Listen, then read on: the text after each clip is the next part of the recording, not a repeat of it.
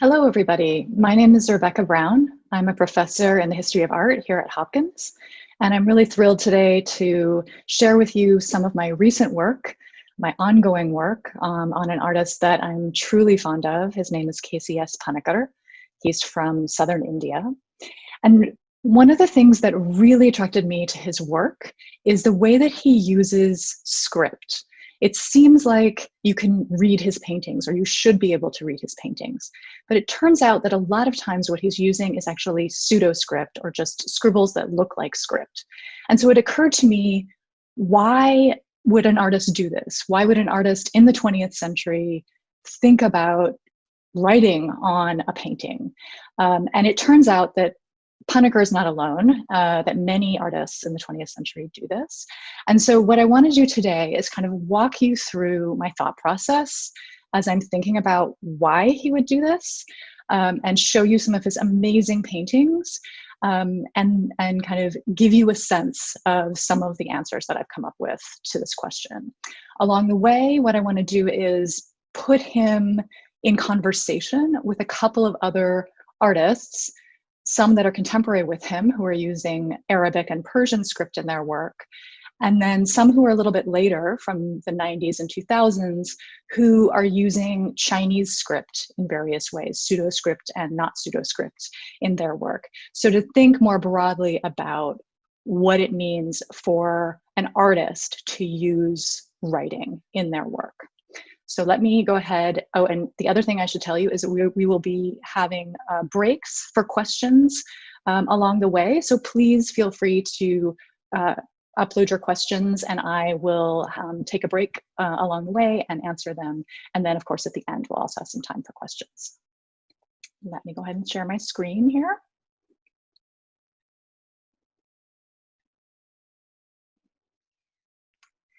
Okay, so the first thing I just want to emphasize is that pseudo-script and writing that doesn't actually mean anything is nothing new.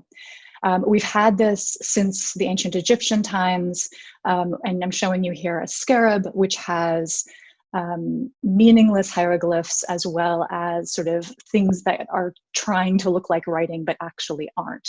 So this is something that has long been a part of art history. It continues when we move into later periods. What I'm showing you here is a beautiful ceramic bowl from the Walters Art Museum, just down the road from where I'm sitting, which has pseudo-Arabic on it. And this is made in an Islamic context, but the artist has chosen to use a kind of gesture towards writing in pseudo-Arabic around the edges and that blue decoration and in the middle, as you can see as well, rather than using actual Arabic script. So these examples also exist in the European Christian world. So here I'm showing you an example from the National Gallery in DC, where you can see, and I'll give you a close-up here. This is a 15th century Italian painting, where you can see in the halo of Mary's, around Mary's head, that it looks kind of like writing and it looks kind of like Arabic, but it's completely pseudo-Arabic. There's no meaning in these gestures. The other types of examples that we get are examples like this one, which is a carpet that would have been used for prayer. This is a prayer rug in an Islamic context. And you can see what looks like script around the edges, but in fact is pseudo-Arabic. So there are a number of reasons why artists might have reached for a pseudo-text as opposed to an actual text. One basic one is maybe they didn't know Arabic, so they were illiterate or not in an Arabic-speaking area. Even within the Islamic world, that would definitely be the case for a lot of people. And so they just sort of gestured to it in the way that they knew how. Another reason would be, particularly in the case of the Mary image, for example, to try to give us a sense of a connection to the Holy Land through this language of Arabic. So the artist wouldn't necessarily know Arabic, but wanted to give a kind of flavor of that distant land and legitimize the presence of Mary in this context. Another additional reason actually is embodied by this prayer rug, where this is an object that would go on the floor and that you would stand on and sort of prostrate yourself on during prayer. And so the artist perhaps chose a Pseudo-Arabic script around the edges and in the middle because they didn't want someone who was worshiping to inadvertently step on the word of God.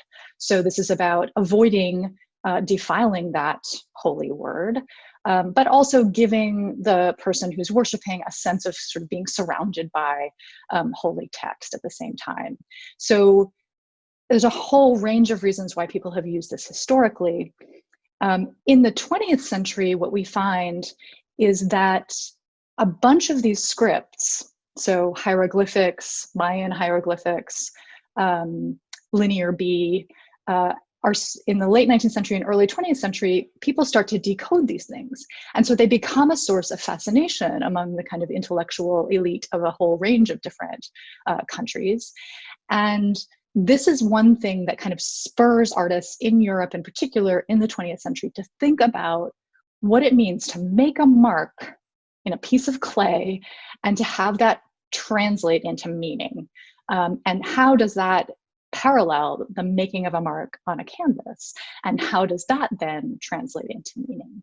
So we have this kind of, these questions around meaning making and painting that come out of a kind of larger cultural sphere where questions of translation and decipherment are central.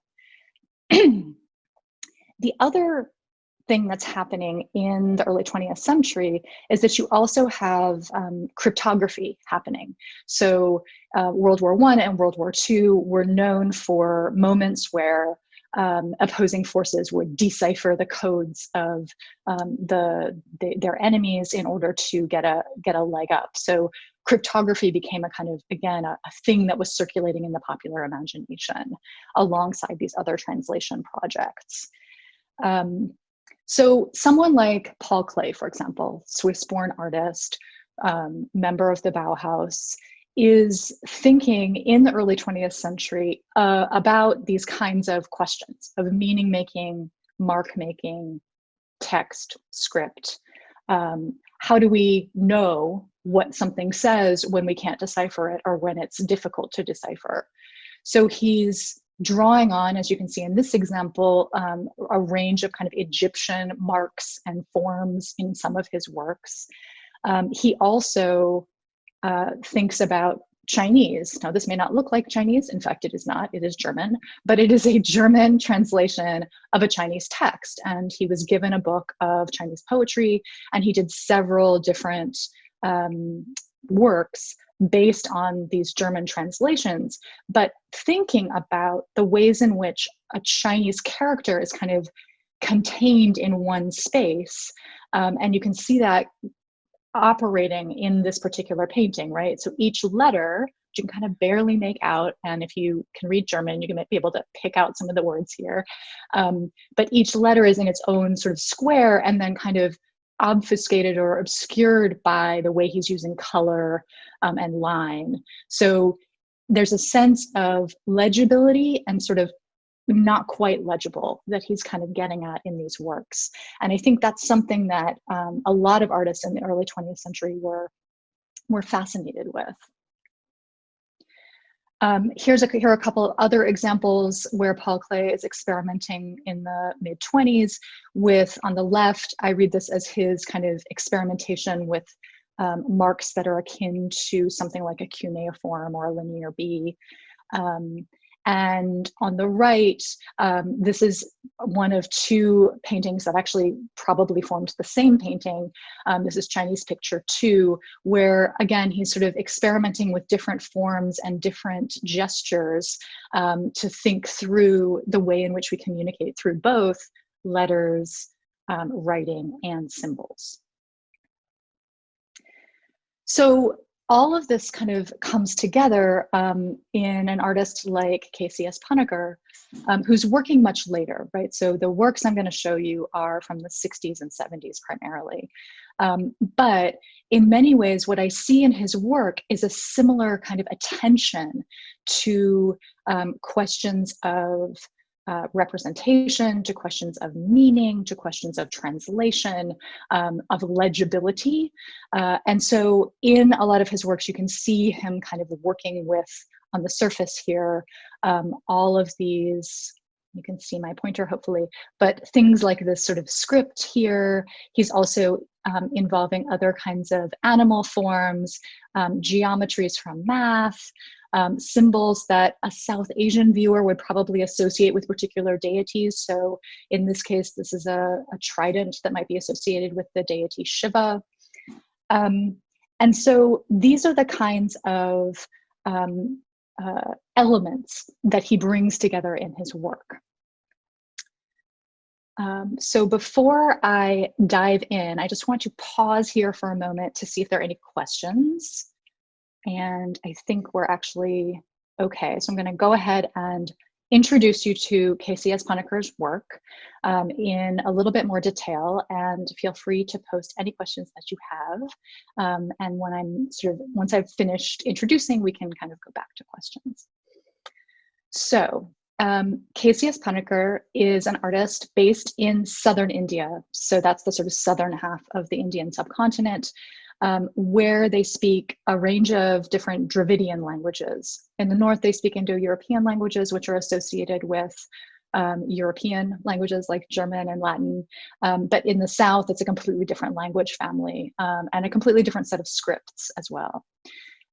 He is based in Madras, what is today called Chennai, and was the head of the art school there for many years before creating an artist's village south of Chennai in what is called Cholamandal.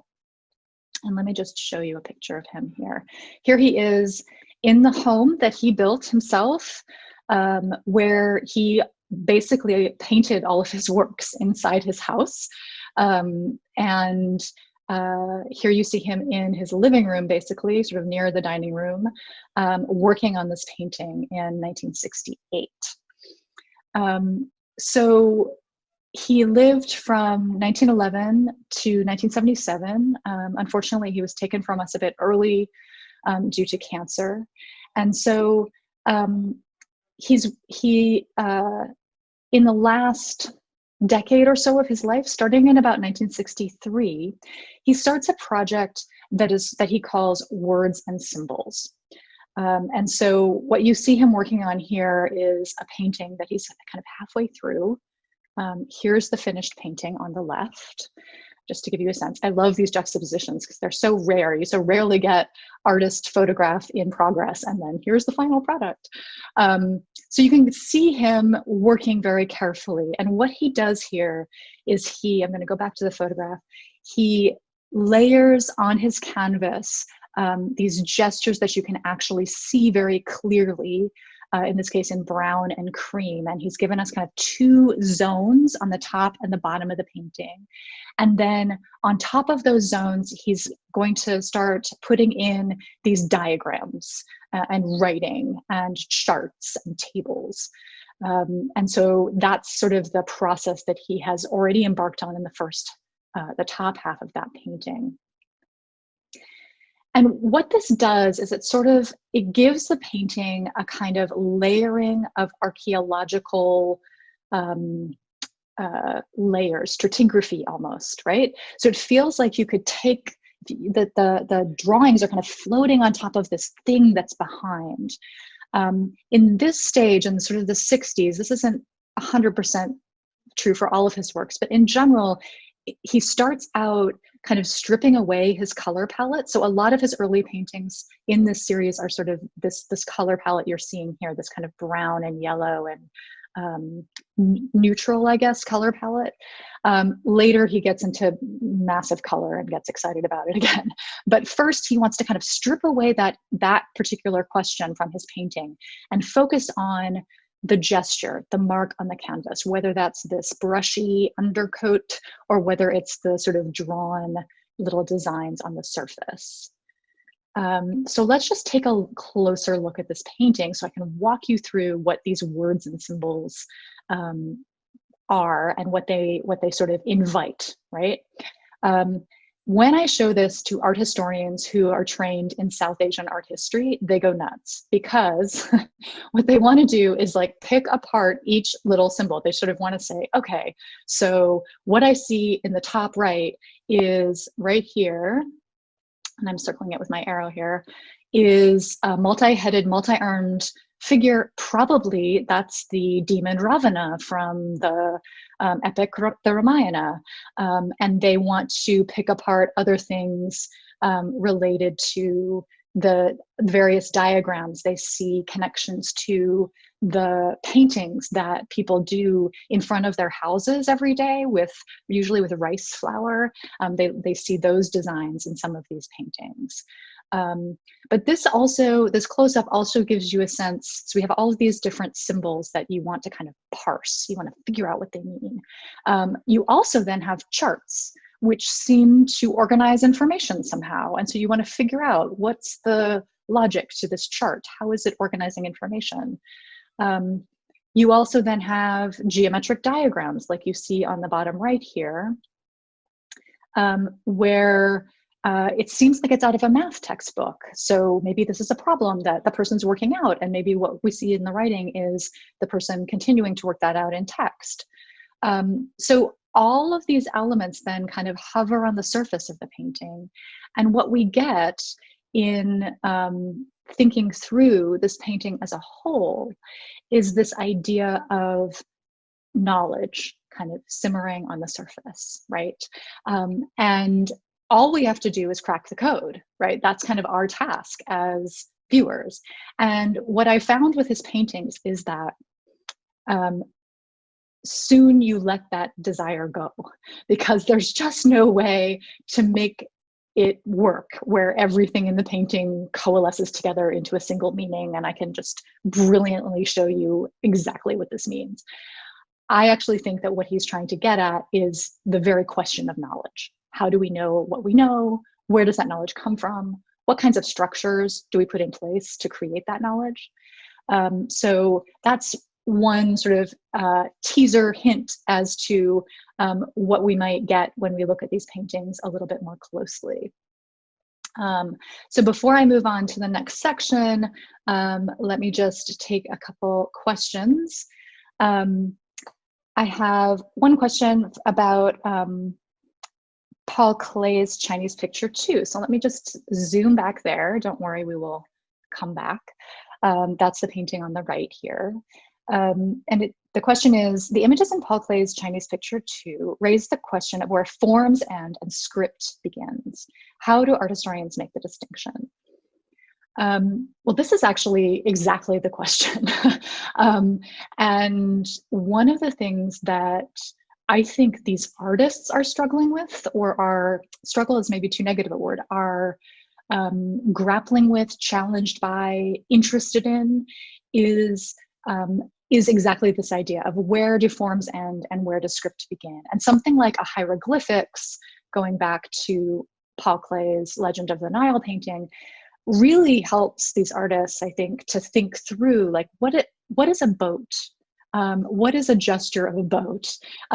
What does BOAT mean as letters? And how do those forms translate into boat, right? So this is the question that linguists are struggling with, that artists are working with, and that I think we see throughout a lot, not all of Paul Klee's work, but a decent chunk of Paul Klee's work, where he's working with this edge between writing and symbol.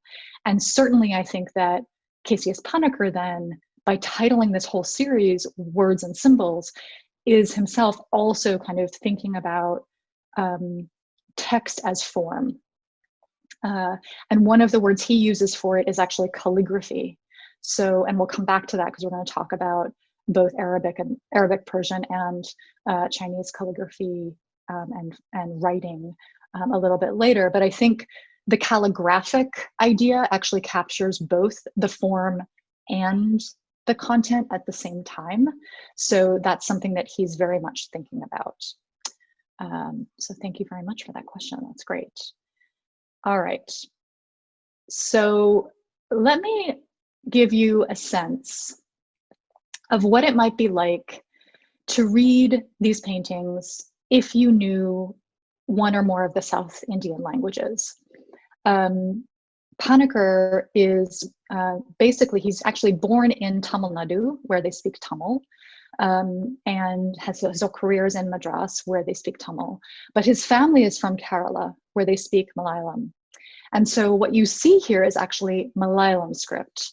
And it is not really readable, and I'll get to exactly how that works in a second.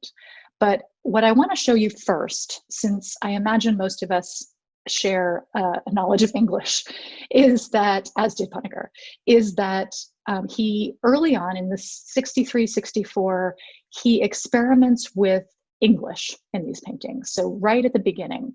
So this painting really, I think, helps me at least to get a sense of what it might be like as a Malayalam speaker and reader to look at one of the paintings that has that script on it. Because here in Premonitions, which again is a words and symbols painting, you really get a sense for trying to parse out words like psychological up at the top, or death right here, right?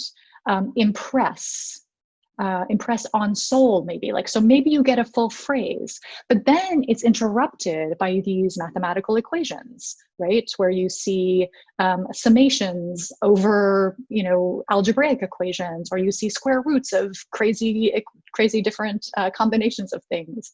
And all of this is then interspersed or surrounded by that layering that we saw in the other painting, right here in more colorful mode, and some figural elements, some sketchy asterisk type forms and things like that.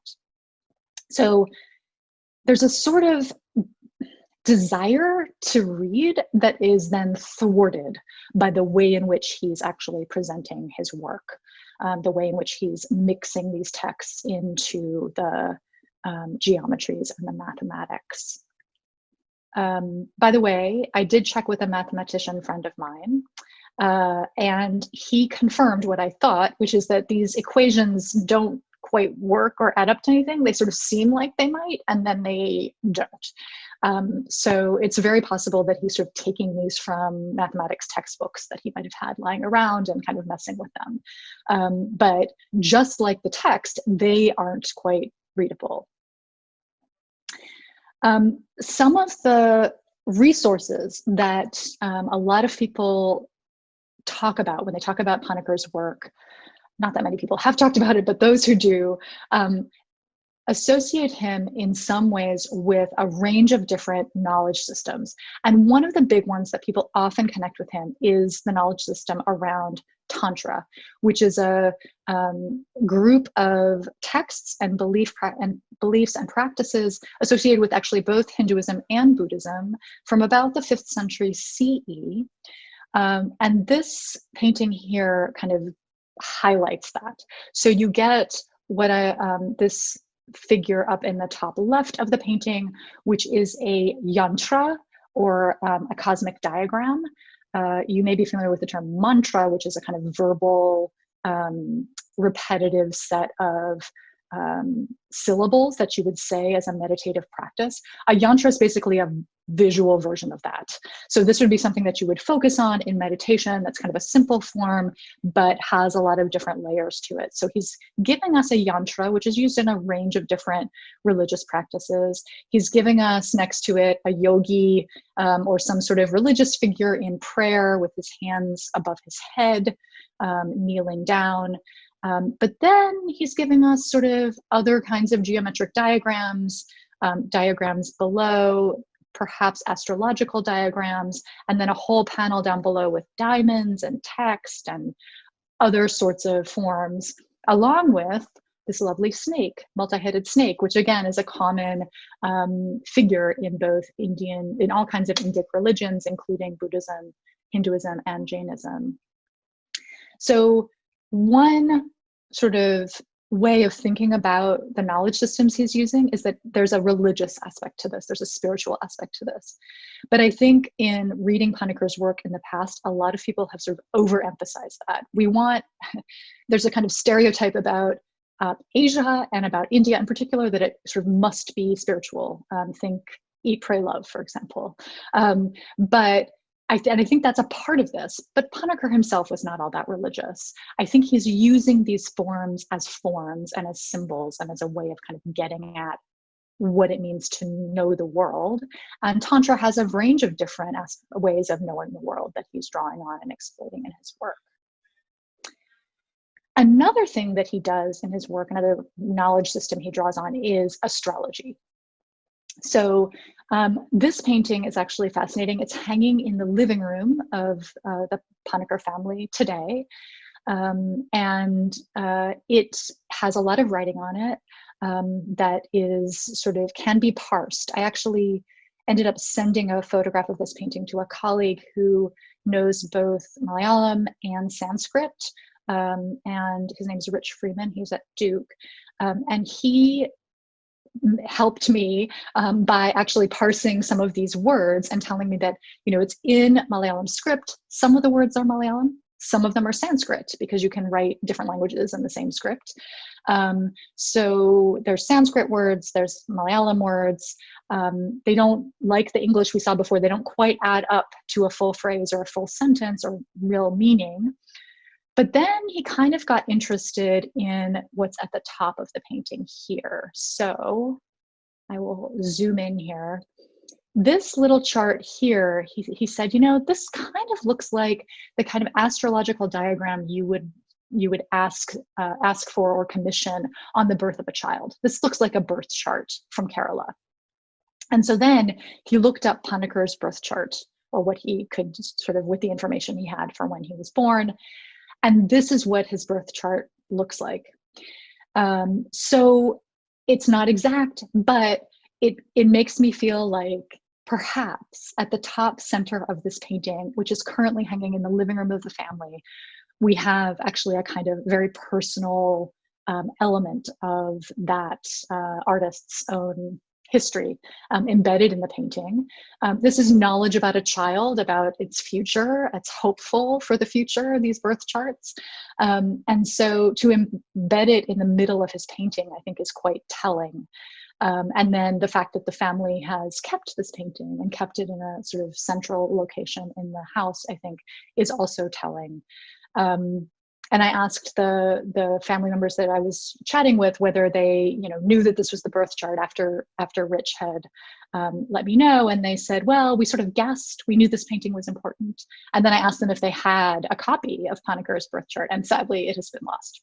But I do think that this adds into that layering of information, layering of knowledge that Panikkar is all about.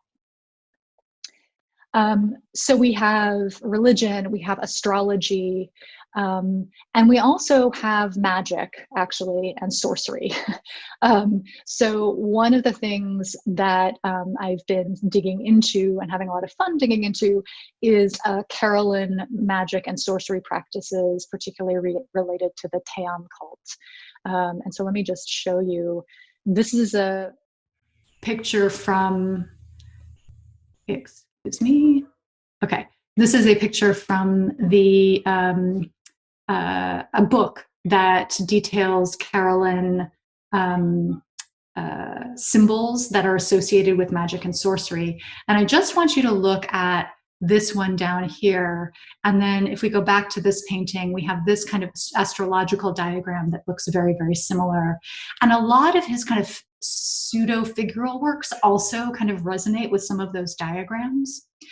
The other thing that he's often referring to that you can see in this painting are cave drawings.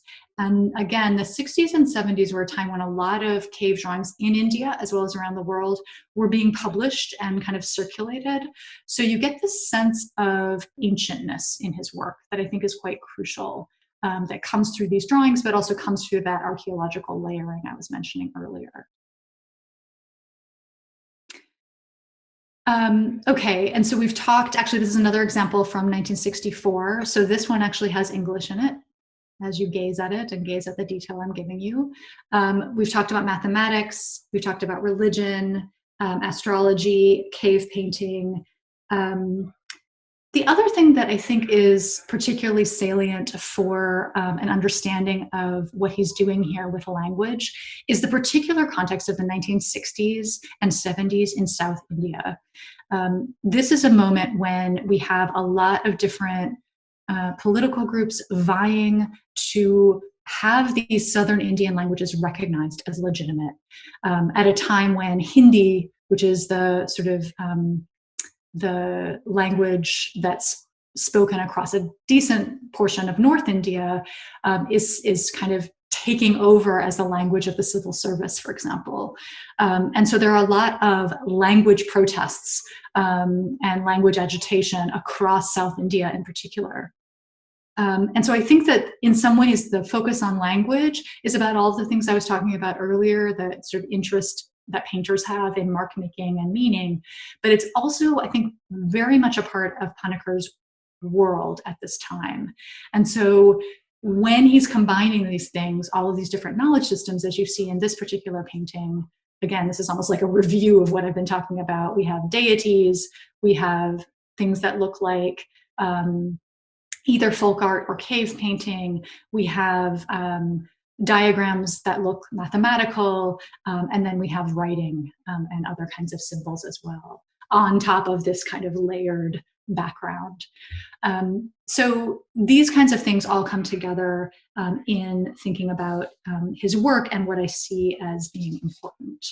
So I want to move on to thinking about a comparative example with Arabic and Persian artists who are roughly contemporary with Panikkara. But before I do, let me just see if there are any questions. And Cynthia has a question. Would you agree that Panikkara's mind works in a more cognitive way, and he would choose symbols and arrange them to make a beautiful composition? I'm actually not sure what you mean by cognitive, but I can speak to the question of composition. And I think that Panikkara, he's a mature artist at this point, right? And he's had years of working on various kinds of he has different sort of phases or projects in his painting over the course of his career. He also is one of these artists that gets up every morning and sketches. So his command of composition and of the balance across the painting and of color, as you can see in this painting, is also quite incredible and strong. Like he's giving us a way of working our eye around the painting through color. So here we have this kind of baseline of that kind of mauve pink. His daughter actually calls them bubbles, the bubble behind. And then on top of that, we have this kind of yellow square that sort of floats, but also is embedded within it. There's a kind of push-pull with a lot of his colors. And often he will go over multiple zones with the drawings on top. So he's very attentive to composition. And even in the few paintings I've shown you, you can see that he's actually experimenting with that whole range of different kinds of composition, right? Like the all over painting where everything is covered, to this slightly sparser work, to the one that's in his living room, right? Which is, this kind of two-part central image with text above and below. So I get the sense that he is very much experimenting with different kinds of balances in his compositions. So that's one way to answer your question. So as I said, and we have another question, which is about how Panikkara's work is received in India today from Hannah, and also how was it received when it was first made and first kind of circulating. And I think that he was very well received and a very well respected painter even before he took on this particular turn in his work. One thing to note is that not a lot of artists in India are working in this idiom. This is pretty strange, or it's not in the norm of what people are doing across the subcontinent, which I think actually speaks volumes to his kind of confidence, but also his the way his mind works and how he's thinking about different things. And so most of the reception of his work kind of struggled to figure out how to fit him in.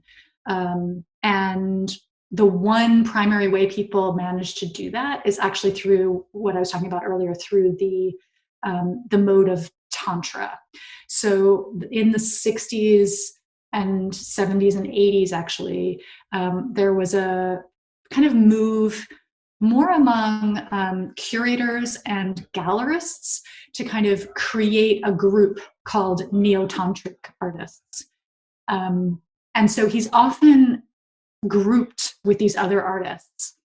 He himself kind of resisted this label. Actually, most of the artists in this group resisted this label. Some of them truly did want to tap into something spiritual that they saw in tantric text or that they saw in tantric imagery, and sort of were a little bit closer to that idea. But I think just looking at the painting that I've got here on the screen, you can see that he's dealing with so much more than just religious imagery. There's so much geometry, there's so much math, there's so much kind of ancientness here, and just squiggles and then text. And so I think that there's a sense in which his painting was sort of narrowly read during his lifetime. And he tried to fight against that, but it continued to kind of be lumped together with the neo-tantric artists for a while. And that's one of the things that my work, I'm trying to sort of write against and give him a much richer background, a much richer way of thinking about his work than we have had today.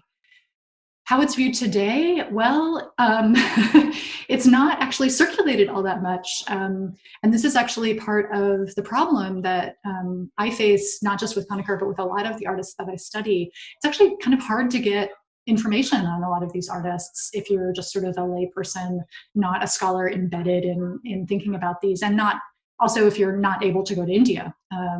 So his work, he's considered an incredibly important artist in Indian art circles today. That is definitely the case. And you can see his work at the National Gallery of Modern Art in Delhi. There's a gallery in Kerala that has over 60 works of his that if you're ever in Kerala and go to its capital, Trivandrum, I encourage you to go to this gallery and see them.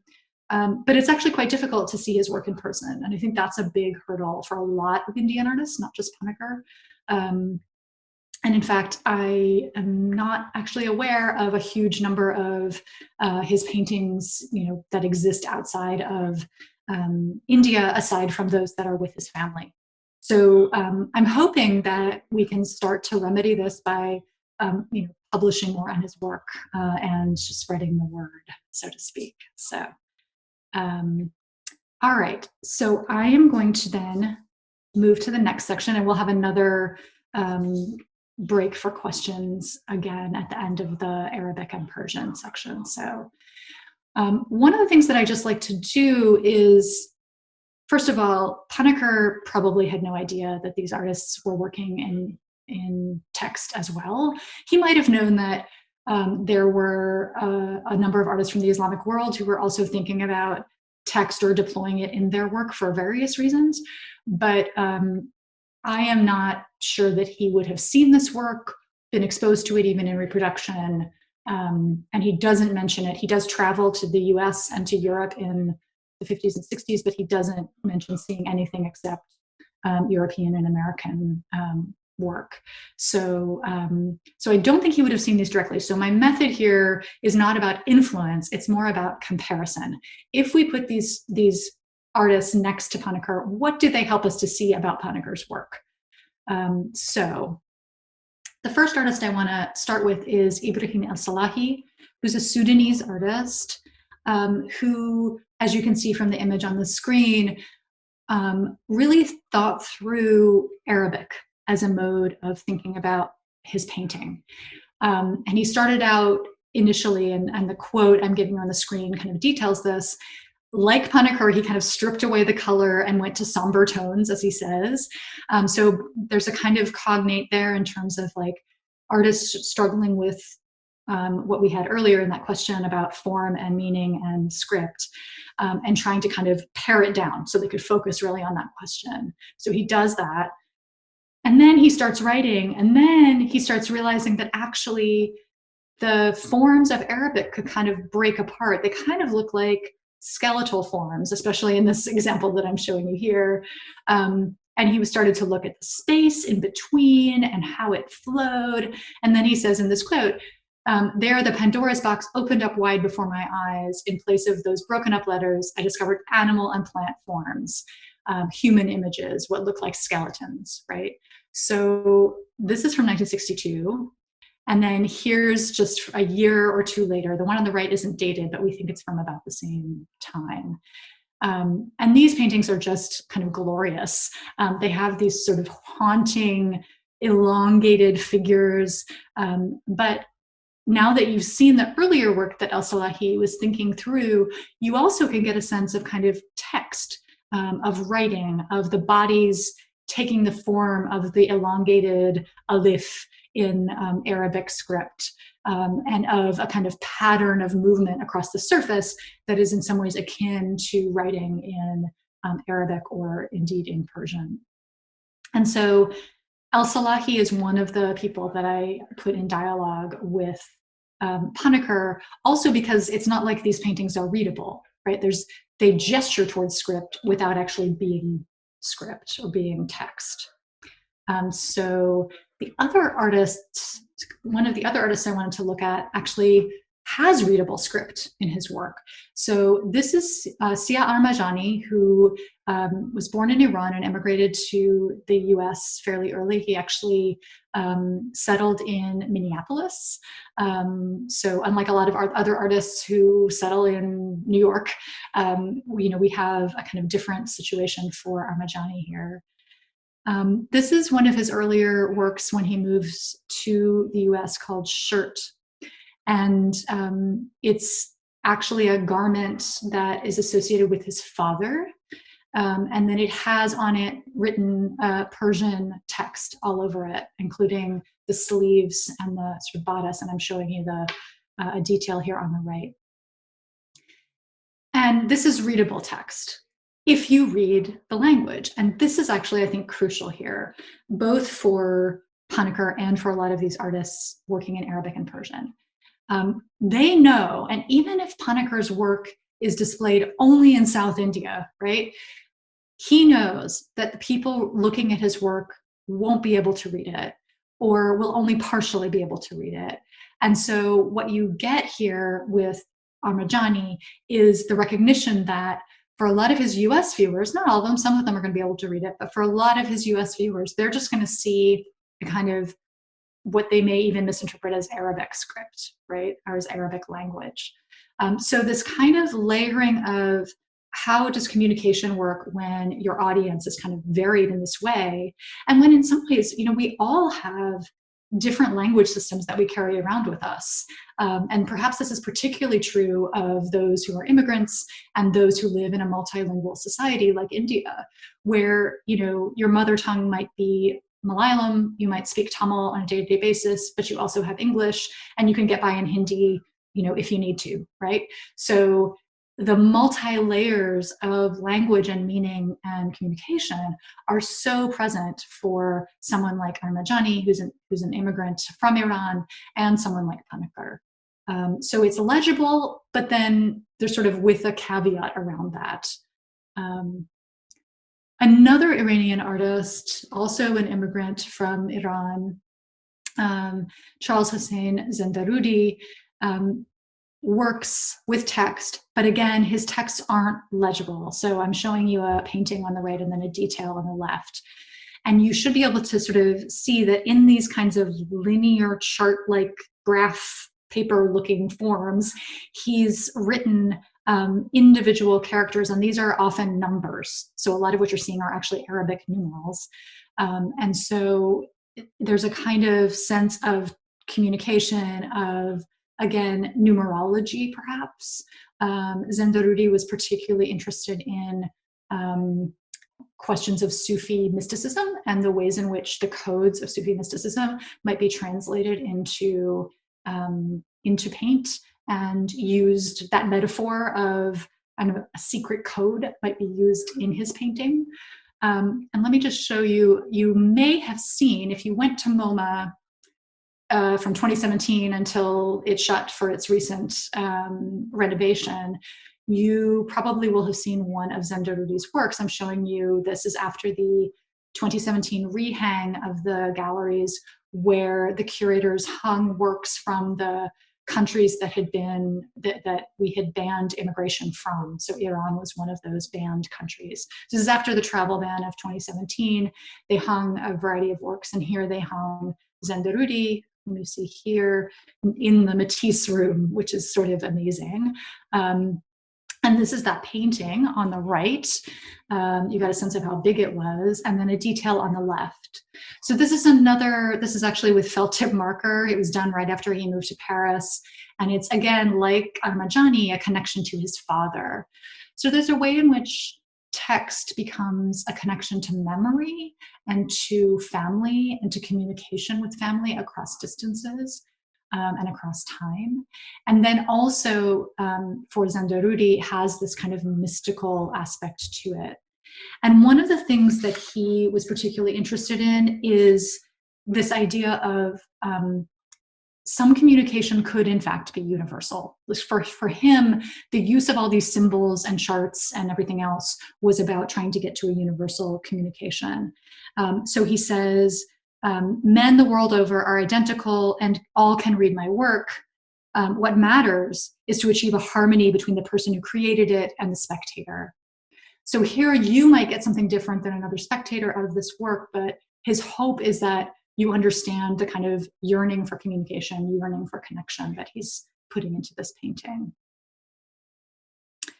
A final artist who doesn't fit in the 1960s, 70s period, but I wanted to just raise her work because I imagine some of you are familiar with it, is Shirin Nishat, who's also an Iranian-American artist, and who in her early work in the 90s did these photographic images where she has photographed herself here on left and right with guns in the image and with a chador on, and then across her face in both cases is writing.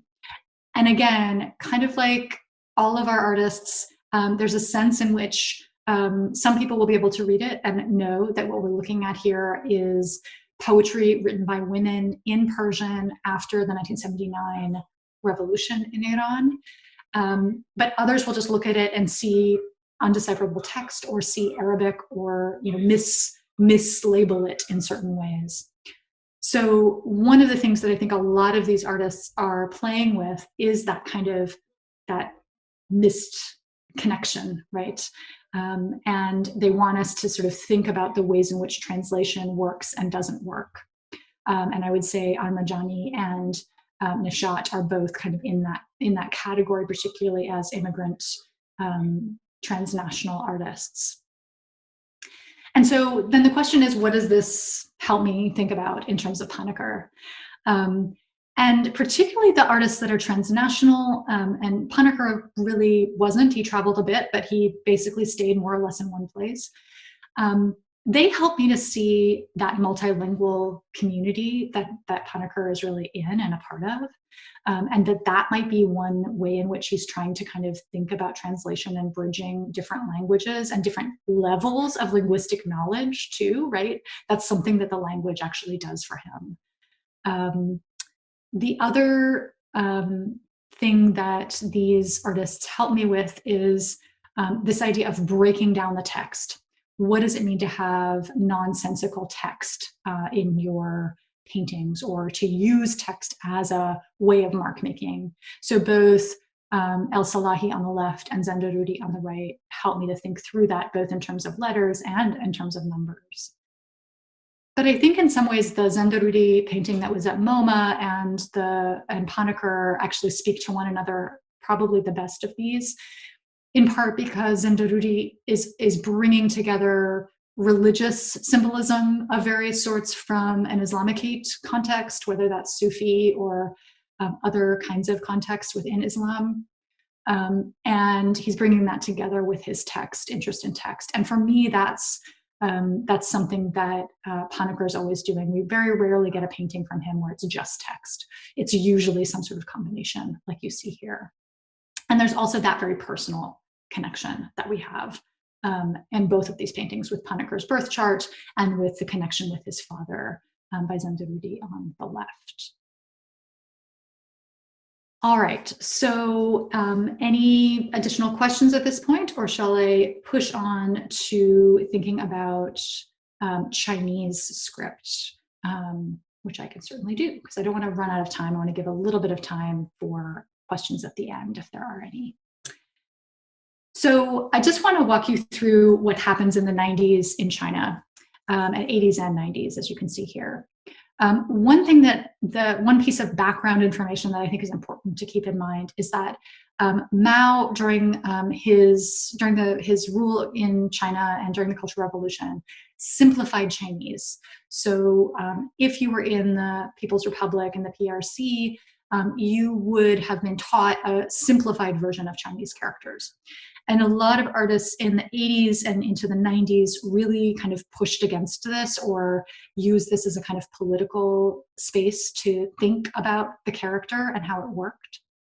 The other piece of information is that, as many of you know, calligraphy is one of the highest arts in China. It definitely outranks painting. It's slightly below poetry. So if you are an educated elite person in China, calligraphy is one of the things that you get trained in and one of the things that you know, and it's a mark of someone who's well educated.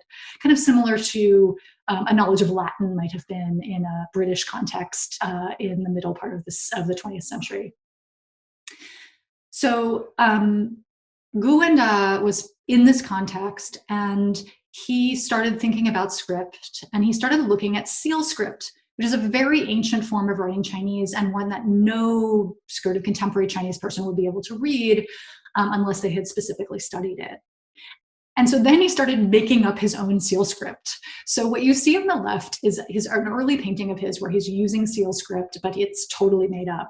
And the idea is that no one would know that it's made up except a scholar who knew seal script.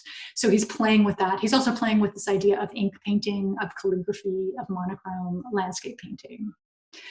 This develops into what you see on the right, which is this massive installation that he did, where he wove people's hair into these curtains and then put text on them, text that was unreadable, but that reflected the linguistic reality of the people that he was collecting.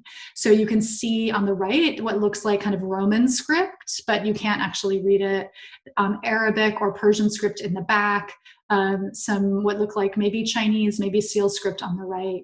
So he's bringing together a kind of visceral connection through human hair with a kind of universalizing idea of unreadable script here in his work. Some of you may also be familiar with Zhu Bing, who created this incredible exhibition that was actually at the Freer-Sackler in the early 2000s. So you might have caught it there if you were in this region. And here he made up over 1,000 new characters, new Chinese characters. They're all fake. And he had them carved into blocks so they could be printed in traditional Chinese books that you see on the floor in the exhibition. And they're also printed on these beautiful scrolls that hang from the ceiling. And again, like Majani, like Nishat, the understanding of this piece depends on whether you know Chinese or not, right? So you come in, and if you know Chinese, you go around trying to read, and you can't. And if you are not a Chinese speaker, then you go around and you just don't expect to be able to understand. So it sort of becomes a completely different work.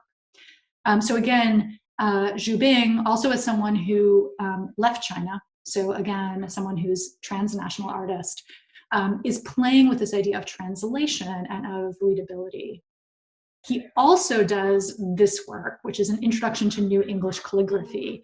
And you should be able to read these characters if you can read English, because in fact, they are in English. They just look on first glance like they are Chinese. So the banner across the top left reads "Art for the People." And you can see on the left, if you look at it carefully enough, you can actually start to parse each of those characters. So this is something where he flipped that idea of readability and also kind of tried to undermine the exoticization of Chinese script and Chinese characters. Like, you can understand it. It's not out of your reach. And so I think that's something that he's trying to play with in a lot of his work. Two more examples. Chu Jie here did this amazing piece where he writes the Orchid Pavilion Preface, which is this 4th century calligraphy that is one of the kind of classics. It's where this is one of the things that you learn when you are learning calligraphy, is how to copy not just the text, but Wang Xizhi, the poet's calligraphy itself. He's one of the founders, actually, of the calligraphic art in China. Here, Chu writes it 1,000 times on the same piece of paper. So by the end, as you can see in the bottom right, it's just this like mass of ink. So here we have readable text that becomes unreadable and then just sort of dissolves in its own weight. And the idea is the process of writing, the meditative process of writing over and over again. So writing itself becomes the kind of performance of this work. Similarly, Song Dong also does a kind of meditative, repetitive performance called Stamping the Water in 1996. What he's got above his head there is a woodblock that has carved into it the character for water. And he's sort of stamping it over his head onto the water. And he says, I stamped it really, really deliberately, but it never stuck, right? The river kept moving. So here we have that kind of nonsensical aspect of it. Like, it's water in the text, but it's also water around his body, and that we're seeing in the picture. And so which is the better water? Which is the better communication of water? Where do we find the meaning of water? It's also obviously both an environmental piece, a piece about nature, and a piece about Tibet and the politics of territory and ownership and the slipping by of the river as he's trying to mark it, stamp it with his label. So all of these artists, for me, add another layer to how we might think about Panikkar's work. And they help me to see the particularities of Panikkar's use of text here. He's interested in the magic of individual words. He plays with our perceptions, inviting us to read, as Zhu Bing does. And then he suggests, kind of like Guenda, that his paintings might be ancient, that what we might be looking at here, and the reason we can't decipher it is because it's so old that we don't have access to that.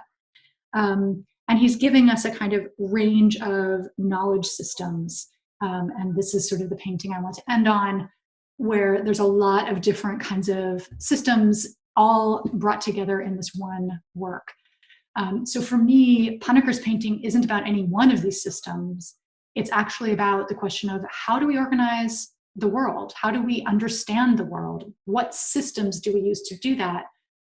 And perhaps, how can we acknowledge that none of those systems are going to be complete, that there's still this kind of magical excess? And that's where I sort of see his art operating, is to show us that magical excess. So I will end there. And I have one more question at least, and feel free to add on. We can go a couple minutes over, I'm told. Since language binds or separates society, could abstracting it or using pseudo-representation point to a desire for a common thread across humanity? Or, flip side, could it indicate a possible isolation? Yeah, that's actually a great question. I think a lot of these artists, and I mentioned Zendarudi sort of feeling like there was that kind of common universal aspect to it. But I think most of the artists that I've shown you in their work, they're trying to think about the edge, that is the limit of knowledge, perhaps in the case of Panikkar, or communication, more specifically in some of these other artists' work. I see Zhu Bing as being very optimistic potentially about that, sort of saying, we can do this, that we can bridge this.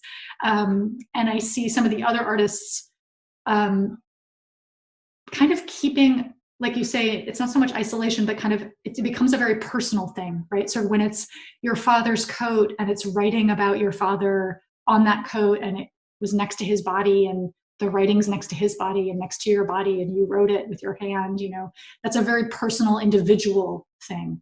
So I think that there's a range of different ways in which artists are using text. And one of the answers to your question is there's no way to kind of say absolutely which way it falls in different cases. So for me, it's about looking at a bunch of Paniker's paintings in the case of my own research, and then figuring out how we might think about the context that he's in, the different resources he's drawing on, and what he's giving us in the paintings themselves. All right, so we're out of time. Thank you so much for joining me. This has been a real pleasure, and I hope that it was also enlightening for you in some way. If you have any questions at all or want to chat with me more about this, my email is on that History of Art website at Hopkins, so please feel free to reach out. And I very much appreciate Hopkins at Home for facilitating me sharing this with you today.